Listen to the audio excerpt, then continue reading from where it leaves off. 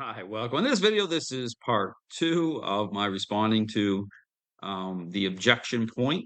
Okay. And again, this is the same point where everything broke down. Okay. When you talk about, having the anti-dog trainer on my podcast, and the whole issue about where this all kind of went sideways right after we start getting into this, again, this point of contention as to, what is the role, okay, of influence and control at the social level as it relates to a method. Okay. This gets in this whole thing with leashes, how they're used, and even the issue about, again, I talk about a counterfeit picture.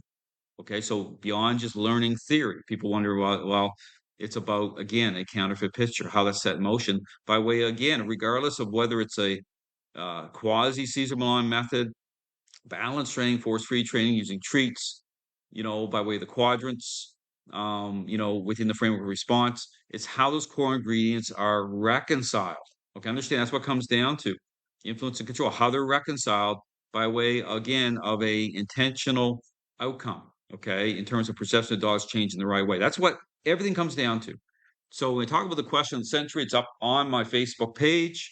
This is the question that these trainers attempt to skirt around. They can't respond to it. And even here, okay, if you pay attention to, the starting point, okay, Murdaugh talking about if things you deal with a reactive dog, things are getting kind of, challenging, not having the right, it wasn't about having the right conversation, where I discuss in terms of, aligning how you're moving, in terms of attentional control, those elements coming into play here, to again to achieve right from the start the right picture in terms of starting to have the right conversation. You'll see how dog is the focus will shift onto you the right way.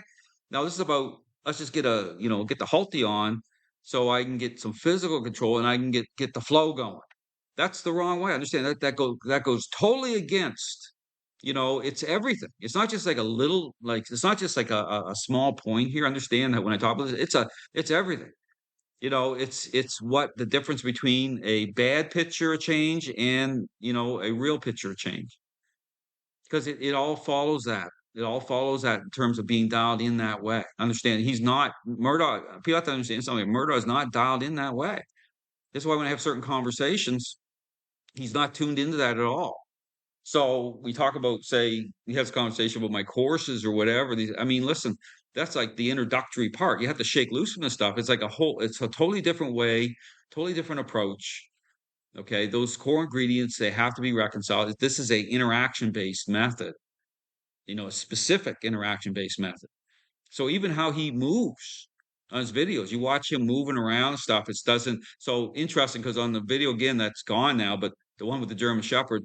Think about what I'm saying. Like this is why people will when they talk about having trouble with say taking the dog to the vets or the groomers, and but ask yourself question, what does that represent? Those type of interactions, they're more directed towards specific, focused in on a certain task of putting control over the dog a certain way, with the dog needing a certain procedure or something happening and the dog's going to go into higher challenge, right? Because the focus is changes in those environments.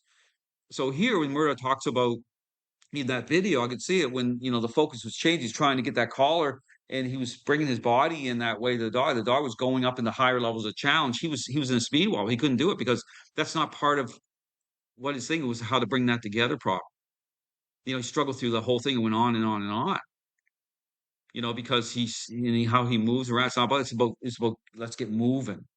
So if you think about, okay, these trainers keep going about the loose leash and the leash and off. Where's your off leash dogs? Everything starts to make sense. It's like, I'm like, what are you talking about? Like change happens through the system. I mean, I'll get there the right way.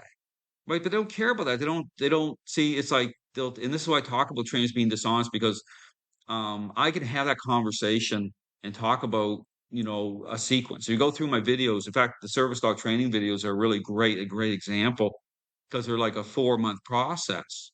And if you want a really good picture as to how things align through this system, okay, through say interaction based to change perception at a certain level, and then I start to motivate responses. Okay. It's like everything has a place. but it's about relationships, understanding where that place is, understanding what a process is, understanding how it all comes together. And so, but here, what these trainers will do, they'll go into my videos like he did here. So I'm going to talk to it. He took a little piece and he tries to offer up a false, okay, a false image, a false narrative here to say, oh, look what Dale's doing. This dog's having a certain reaction. But look at what I'm doing. I'm moving here, this dog. But if you pay attention to the beginning here and everything I talk about, it all makes sense. In fact, I'm going to tell a story here about as we go through a couple of these videos. It's classic. Okay, this stuff. I mean, it's different because understand that like people are, it's the motive of people want the Christmas postcard picture like quick. It's like a drive-through mentality. It's like, hey, I want that, and you see dogs off leash moving around. It's like people get caught in their emotions, say, but the thing you have to ask is that because understand that this is where just like being a parent, defining your role. It's not just about appearances that way. I mean, you could have moments where a very selfish child can look, well behaved, but are they? Or is the relationship really good? How do you test that? As a parent, if you're dialed in, right, the right way, how do you achieve that? And so, it's really a sad commentary in terms of what's happening in the dog training world because so many people are ending up with bad results all the time, and they're just taking the word for these trainers say, oh well, something with the dog, the dog's not wired right. I mean, I hear it all the time. These trainers do it all the time, and people get blindsided. It's not good. Or just because it's about the foundation. Okay, it's understanding the foundation. So let's play some more of this video because here's the thing. This is so understand it starts at the beginning. This is where I just hover on the beginning. But Murdaugh hovers on appearances. It's about what underpins those appearances. It's just like a picture. You can flip it over. I had story here, Goodwill. Was in Goodwill a few years ago. And my wife and my daughter were over at a picture and they were like, because there's like, Goodwill, right? And they said they're looking at the picture and they're looking at this picture, right? And I was standing, I was kind of observing them and say, Dale, this print, they're saying this print, it looks like there's a mistake in it. It looks like there's something off. I go over and I'm like looking at it and I'm like, looking, I said, that looks like real paint, like paint. I think even some of the prints now can look like they make it look that way, but this was like different. I was like, there's a See, but then the difference, when I flipped over the painting and looked at the back, the frame itself it said from Paris and it had a stamp on it. But the back, the frame told me it was an original painting. You had to flip it over, had to look at what underpinned it. It wasn't just about appearances that way. I mean, you can be deceived into thinking something. Is it real? Is it a real painting? It's the same thing here. To flip it over, you have to look at it and say, okay, is this a real picture that's being painted here? Like, what's behind it? What's under it? What underpins all of it? That's the thing people have to understand here. This is like dogs are amazing animals. There's depth of relationship. And then layer this up with all the problems in the dog training world. I keep talking about that. These trainers, they're objection points, right? I can talk through them. They can't talk through them. I mean, I can talk through all this. I'm going to talk through all of it for people who are paying attention. I mean, Murdaugh, he's never going to get it. I mean, because you have to shake loose from this stuff. So understand that trainers who are already established in the dog training world have the most difficulty, they have the most objections to what I'm doing because they've already, as individuals, made that choices. I'm just going to go with this. I didn't do that, right? And you shouldn't do that. So my encouragement is people don't do that. I sit down with dog owners all the time because I really do care. I mean, I'm not walking into a situation and just doing the stuff like that and then walking away and saying, I know I left them with the potential for get blindsided or a bad picture. Who would ever do that? That's the thing that really bothers me about these trainers is like the information's out there. You can put it to the test and they're totally not just ignoring it, they're trying to go on the attack it personal and they have no legs to stand on here. It really is sad. It's a sad take. That's why I get so frustrated in the dog training world sometimes. Well, I'll take my stuff. I'm like saying, this is so bad. I can't believe these people are doing this stuff. And because it's like you're leaving people in a bad way. You're leaving people in a bad way. If you really care about dogs, you really care about people, you wouldn't be doing this. So people can think whatever they want about, but I understand when people come in and they're upset, like, what are you upset about? Like, just don't. just don't go into these individuals and take anything for granted what they're saying. So much of this is going on. You should be really auditing and applying critical thinking. Critical thinking has really been lost here with these trainers. It's like social media has like destroyed it or something. It's just like, you need to get off social media and go look at Mark DeBose's, podcast and listen to how his journey. I mean, he stepped away from social media. He was like, he goes, I want to know. You should want to know, but not everyone's built that way. Like I could, if I did what this guy was doing and somebody's like, I could make a lot more money probably. Like just build off that. You just flow. I mean, I would never do it because it's the easy thing. It's not the right thing. A lie can give you comfort. Understand that. You embrace a lie, it can look good. Half truth. The most dangerous lie of all has some half truth in it. Understand that. That's why I talk about in the dog training world. This whole thing about is influence and control is part of. It can be part of any process. It comes in beyond just an idea of things. I talk about the total. So there's certain things you have to factor in here, but in terms of again specific to generating what needs to be generated through a process. That's what I'm talking about. Those core ingredients, they have to be reconciled that way to be able to step away from a situation. Oh, you know what? I know that this situation is going to work out okay. That's what it should come down to. So, but the level of disrespect these trainers have because they don't take the time. The system of training is built on the foundation of asking the right questions. Okay, the time to win the system. My background with police canine, I took like months putting even all the concepts I talk about counter, all those were put under the microscope. Trust me, I put everything under the microscope in a big way because I wanted to know. So when I'm going through my videos, I'm talking about certain things. I understand the issues here too with certain trainers, why they're saying the things they're saying. They're not being honest about stuff at all. I highly recommend if you have a dog who, as soon as you walk out the front door, they are scanning the environment and looking for things to react to, especially dogs. So right here, okay, there's certain moments that some people wonder because it's like, so he has again a halty, right? But it's not the tool you want to be using to be able, okay, to intercept this dog's state of mind.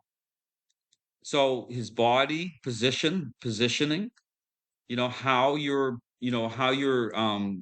expressing influence and control to line things up here. That doesn't happen. Okay. See, trainers get entrenched in this thing is like I just want to get moving. I want to get a flow going. Don't want to be doing that.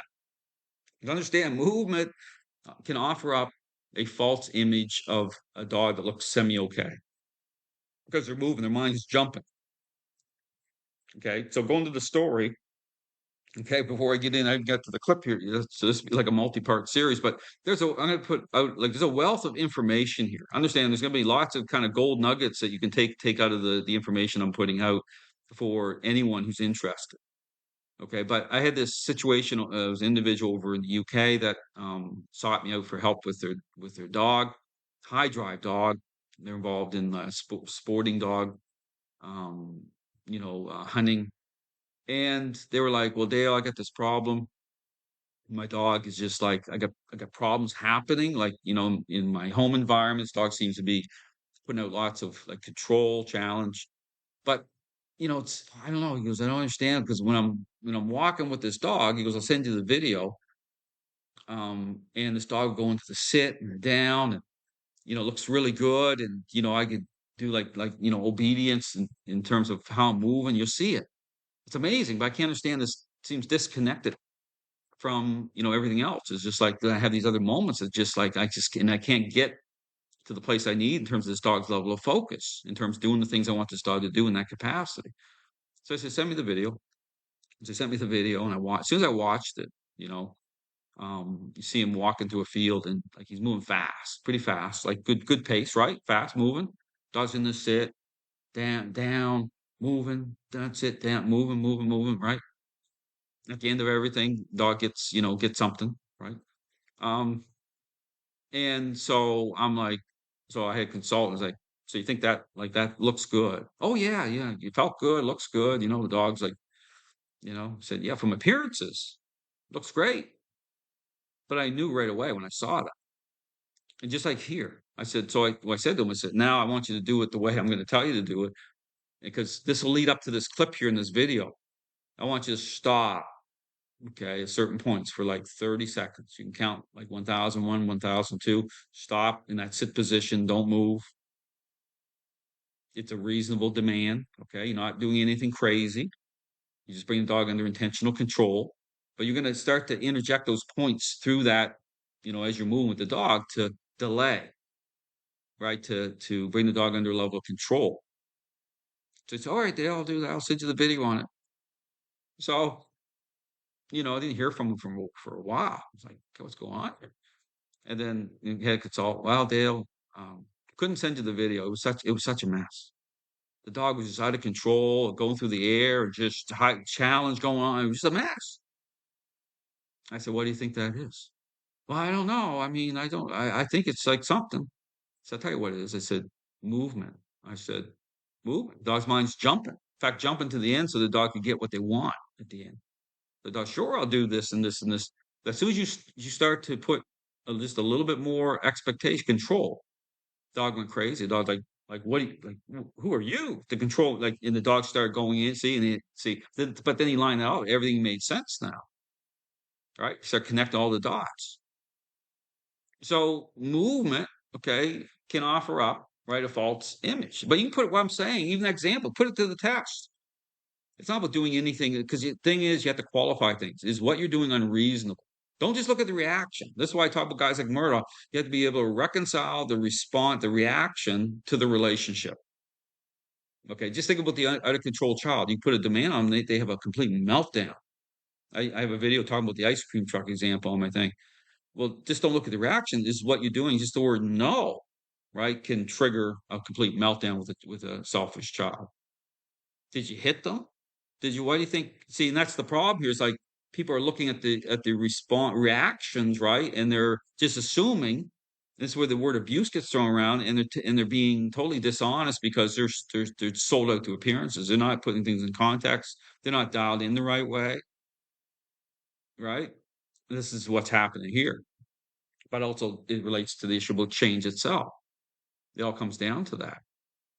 So stop the video here. This part two. Okay, I'm gonna do some more parts, but the information I'm putting out is absolutely critical because you wonder how this whole thing about, and it'll make more sense to you why I have certain attitudes when trainers are talking about off leash and all this stuff. Because not a picture that way. It's about flipping that picture over, saying, is it real? Is it a counterfeit? But how do you do that? It's based on your foundation. If you're not dialed into certain things, you're not going to be able to flip anything over. You're going to be, that's why I called my series flipping the script. Like I'm flipping everything right side up, saying all this out of context, it's all appearance based. But look at the outcomes. That's the thing too. See, it's like a shell game with these trainers. I lift the shells up and say, here you go. Here's what's under it. Thanks for watching.